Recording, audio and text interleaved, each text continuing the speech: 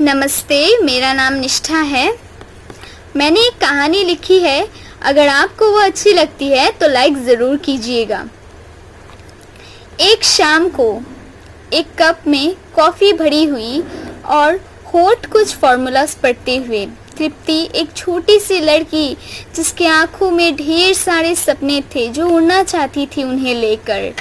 मैं उस दिन उसके घर गई, कुछ चॉकलेट्स भी ले गई और उससे पुकारने लगी, टीपू टीपू। मेरी आवाज़ बढ़ गई थी और ये सुनकर डीना बाहर आ गई। डीना उसकी माँ, और कहने लगी कि उसके तो बोर्ड एग्जाम्स आने वाले हैं, वो पढ़ रही है, तुम बैठो, मैं उसे बाद में बुला देती हूँ। मुझे उसने चाय के लिए पूछा तो मैंने उससे हाँ कहा और हम दोनों बैठकर चाय पीने लगे।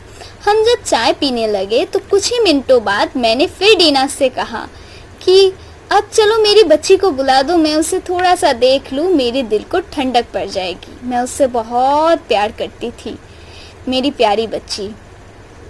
वो आई, मेरे पास बैठ गई और मैंने उससे पूछा कि बेटा कैसे हो, क्या पढ़ रहे थे। उसने कहा कि मैं कुछ मैथ्स के फॉर्मूलास याद कर रही थी। तो मैंने कहा बहुत अच्छे। फिर मैंने उससे पूछा कि बेटा बड़ी होकर क्या बनना चाहोगी। उसकी आंखें झुक गई, वो चुपचाप से बैठ गई।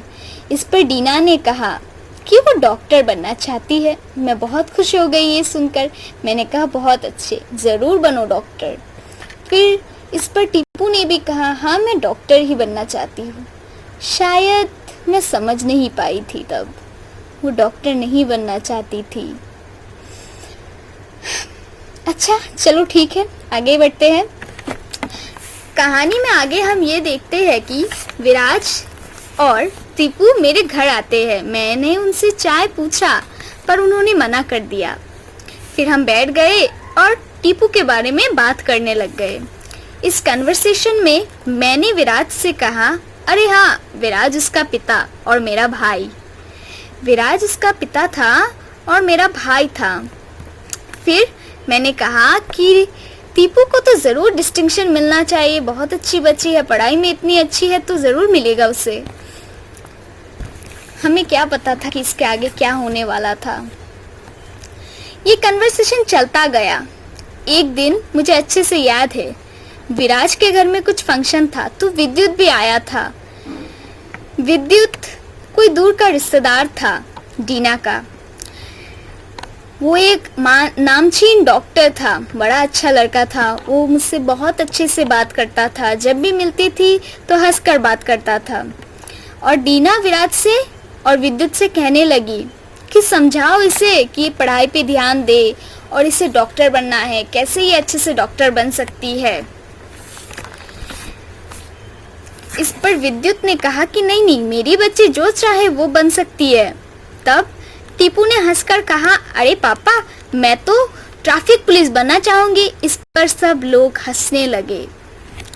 जो विद्युत, जो विराज पहले बोल रहे थे कि वो जो चाहे बनना चाहती है वो बन सकती है, ट्रैफिक पुलिस कहने पर सब हंसने लगे। मैं दूर खड़े होकर ये सारा सब कुछ देख रही थी और कहीं कहीं दुख भी हो रहा था, पर मैंने कुछ कहा नहीं। हम लोग को बिल्कुल भी नहीं पता था कि ये सारी बातें, ये सारी जो भी कुछ हो रहा था उस बच्ची पर क्या बीत रही थी, हमें बिल्कुल नहीं पता था। चलिए आगे पढ़ते हैं। एग्ज़ाम्स भी ख़त्म हो गए और लॉकडाउन चल रहा था, इसीलिए उसके रिजल्ट्स थोड़े बाद में डिक्लेयर हुए। 9 जून 2020 9 बजे सुबह के उसका रिज़ल्ट आया। मेरी बच्ची ने बहुत अच्छा किया, उसे बिल्कुल मिले थे 78.62%। मैं बहुत खुश हो गई। मैंने कॉल किया विराज को। कॉल करने के बाद मुझे कुछ अजीब लगा। विराज रो रहा था, डीना के भी रोने की आवाज़ आ रही थी। मैंने ज़ोर ज़ोर से पूछा कि क्या हुआ, क्या हुआ, जल्दी बताओ मुझे, क्या हुआ, टीपू को कुछ हुआ है, वो ठीक तो है ना। वो कहने लगे टीपू अब नहीं रही। मैं बैठ गई वहीं पे। मैंने सोचा कि हमारी फूल सी बच्ची जिसे इतना कुछ आता था वो आज नहीं है हमारे बीच। क्यों नहीं थी उस बच्ची पे, क्या बीत रहा था वो हमें किसी को कुछ नहीं पता। हम बस इतना जानते थे कि अब वो हमारे बीच नहीं रही। शायद मुझे पता था वो क्यों नहीं रही। शायद मैंने उससे कुछ कहा नहीं तब। शायद मैं उसे समझा सकती थी। शायद मेरी भी गलती थी। शायद उसके माता पिता की भी गलती थी। क्या ये सुसाइड था? क्या ये मर्डर नहीं था?